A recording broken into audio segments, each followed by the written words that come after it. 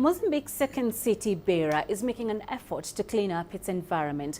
The city produces around 300 tons of waste every day, but has a very precarious waste management system. One recycling association is trying to keep the streets clean with a little help from the residents. CGTN's Voldy Carolso has that story.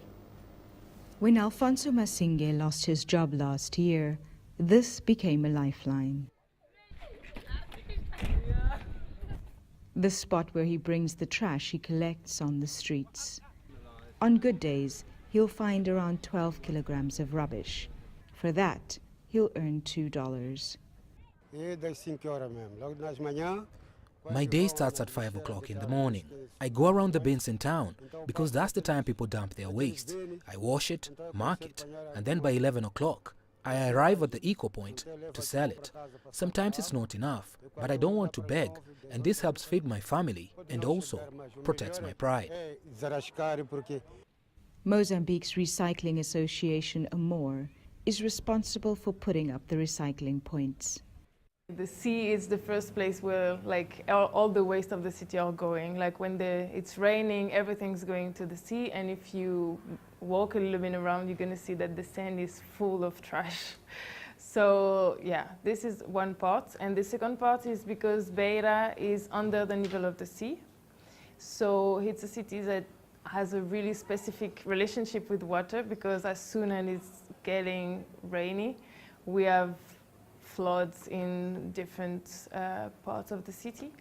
So right now the municipality is working on the rehabilitation of the drain throughout the city, and we want to help this process, like doing more raising awareness about the relationship between the floods and the way that people manage their waste.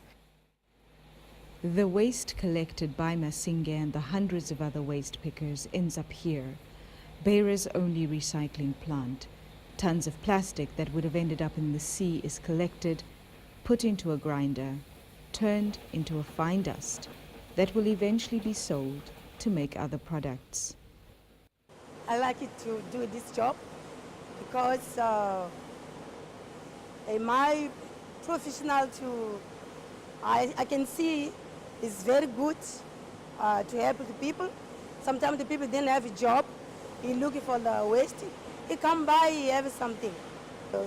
The country not coming dirty, so we check the waste. We're doing material. And while the streets and drains in the city are cleaner thanks to these efforts, there's a lot more waste that simply ends up on the dump. Voldy Carolso, CGTN, Beira, Mozambique.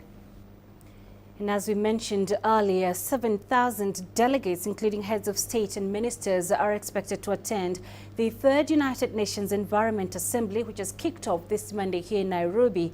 The key meeting aims at finding solutions to combat the pollution problem, with the theme being towards a pollution-free planet. And for more perspective on this, we have Dr. Richard Munang in studio. He is the Environment and Regional Climate Change Coordinator at UNEP. Dr. Munang, thank you for your time. Thank you, Robin. And my first question has to be, is protecting the environment too high a price for developing nations who are very keen to exploit any available natural resource to pay? Yeah, thank you very much for having me in studio, Penina. We are actually 2 years into implementing the Sustainable Development Goals, where head of states and governments in 2015 adopted to address issues of social inequality, issues of unemployment, issues of food insecurity, and also issues of pollution and land degradation. But today, the question of environment protection at a higher price is environment would not be at a higher price if there was no pollution, if there was no land degradation. And let's face this, as we're speaking today, the entire globe is spending $4.9 trillion US as a result of greenhouse gas pollution. And right down here in the African continent, every year the continent is spending $15 billion US, and this is projected to go up to $50 billion US as a result of the greenhouse gas pollution. And when it comes to indoor and outdoor pollution, the world is spending $5.3 trillion US. and the African continent is spending 400 billion US dollars, almost about 712,000 citizens dying as a result of indoor and outdoor pollution. When it comes to land degradation, the world is actually losing 10.6 trillion US dollars, which is almost equivalent to 17% of the entire global GDP. And in the African continent, the continent is losing 68 billion US dollars. So when you put this in perspective vis-a-vis the implementation of the Sustainable Development Goals, protecting the environment is not just the right thing to do, but it is the imperative that needs to be addressed if actually no one is to be left behind as enshrined in the Sustainable Development Goals. And these are huge numbers that you're talking about. So what more can be done by individuals such as you and I, as well as organizations, to protect the environment? The Paris Climate Change Agreement, which was adopted in December 2015, Section 5, clearly stipulated that action should involve each and everybody, state and non-state actors, individual citizens, civil societies, NGOs, policymakers, women and youth groups. All these, including the private sector, everyone have a role to play.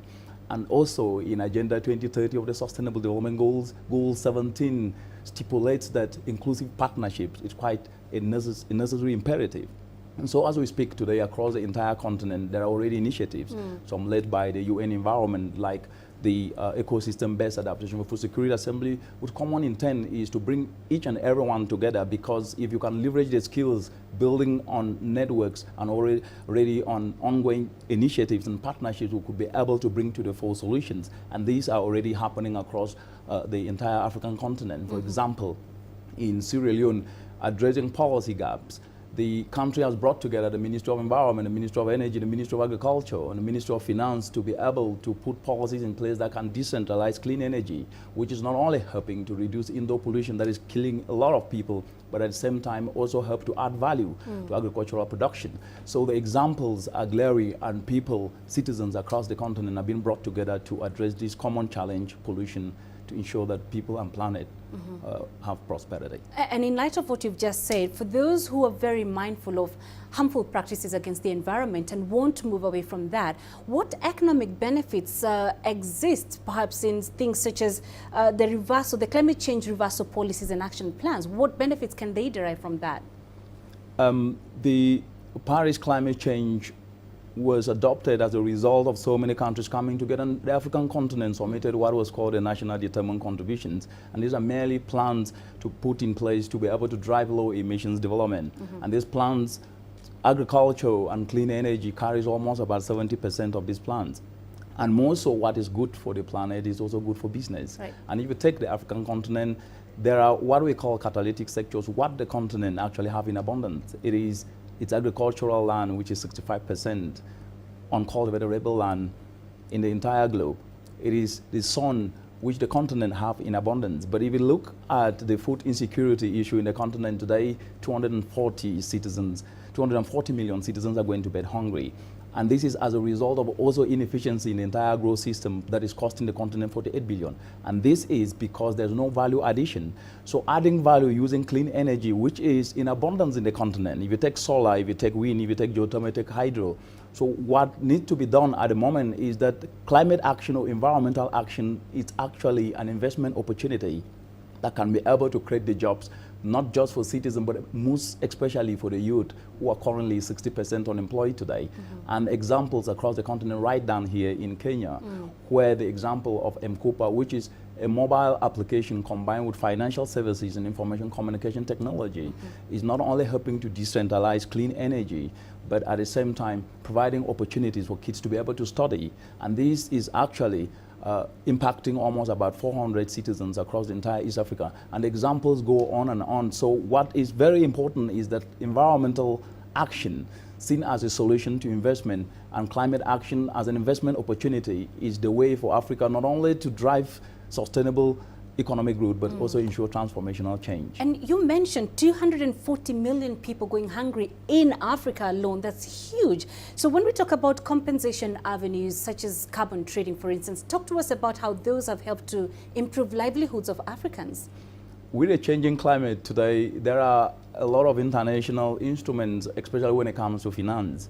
Carbon trading being one of them, but more importantly, if you look at the cost of implementing climate action in the African continent, today Africa needs 15 billion every year.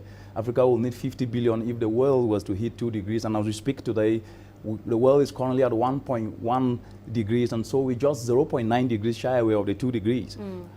This means that even if the Green Climate Fund, which is actually supposed to be capitalized up to $100 billion US, but I will speak today, is just about 10.3 billion US dollars.